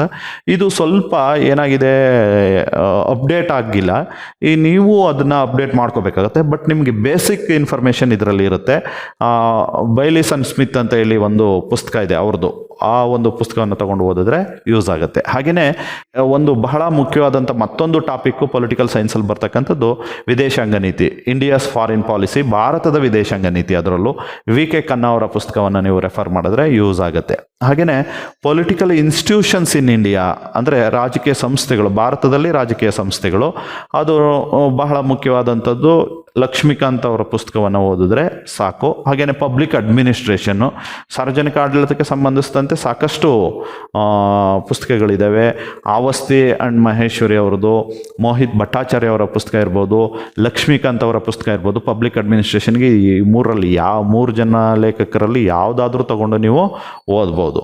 ಹಾಗೆಯೇ governments in India and public policy ಅಂತ, ಇದನ್ನು ಸಹ ನೀವು, ಇದು ಬಹಳ ಫೇಮಸ್ ಪುಸ್ತಕ, ಇಂಡಿಯನ್ ಪಾಲಿಟಿ, ಲಕ್ಷ್ಮೀಕಾಂತ್ ಅವ್ರ ಪುಸ್ತಕ. ಈ ಪುಸ್ತಕವನ್ನು ತೆಗೆದುಕೊಂಡು ನೀವು ಓದಿದ್ರೆ ನೀವು ಹೆಚ್ಚು ಅಂಕಗಳನ್ನು ಎಲ್ಲ ಪರೀಕ್ಷೆಗಳಲ್ಲಿ ಪಡ್ಕೋಬಹುದು ಅಂತ ಹೇಳ್ತಾ, ಇದುವರೆಗೆ ನನಗೆ ಸಾಧ್ಯ ಆದಷ್ಟು ಉತ್ತಮವಾದ ರೀತಿಯಲ್ಲಿ ರಾಜ್ಯ ನಿರ್ದೇಶಕ ತತ್ವಗಳನ್ನು ತಿಳಿಸ್ಕೊಡ್ತಕ್ಕಂಥ ಪ್ರಯತ್ನವನ್ನು ಮಾಡ್ತಾಯಿದ್ದೀನಿ. ಹೆಚ್ಚೆಚ್ಚು ಯಾರೆಲ್ಲ ನಮ್ಮ ಚಾನಲ್ನ ಚಂದಾದಾರರಾಗಿದ್ದೀರಾ ಅವರು ಇನ್ನೂ ಹೆಚ್ಚಿನ ವೀಕ್ಷಕರನ್ನು ನಮಗೆ ಚಂದಾದಾರರಾಗಿ ಮಾಡಿ, ಅದಕ್ಕಾಗಿ ನಮ್ಮ ವಿಡಿಯೋಗಳನ್ನು ಲೈಕ್ ಮಾಡಿ, ಶೇರ್ ಮಾಡಿ, ಕಮೆಂಟ್ ಮಾಡಿ. ನೀವೆಲ್ಲ ನನ್ನ ಬಿಡುವಿನ ವೇಳೆಯಲ್ಲಿ ಗ್ರಾಮೀಣ ಭಾಗದಲ್ಲಿ ಯಾರೆಲ್ಲ ತಯಾರಿಯನ್ನು ನಡೆಸ್ತಾ ಇದ್ದೀರಾ ಅವರಿಗಾಗಿ ನನ್ನ ವಿಡಿಯೋಗಳು. ಹಾಗಾಗಿ ನೀವು ಹೆಚ್ಚೆಚ್ಚು ಸಬ್ಸ್ಕ್ರೈಬ್ ಮಾಡಿಸಿದ್ರೆ ನಾನು ಹೆಚ್ಚೆಚ್ಚು ವಿಡಿಯೋಗಳನ್ನು ಮಾಡೋದಕ್ಕೆ ಅನುಕೂಲ ಆಗುತ್ತೆ. ಮುಂದಿನ ದಿನಗಳಲ್ಲಿ ಇನ್ನೂ ಹೆಚ್ಚಿನ ಗುಣಮಟ್ಟದ ವಿಡಿಯೋಗಳನ್ನು ಕೊಡೋದಕ್ಕೆ ಪ್ರಯತ್ನ ಮಾಡ್ತೀನಿ ಅಂತ ಹೇಳ್ತಾ ಎಲ್ರಿಗೂ ನಮಸ್ಕಾರ.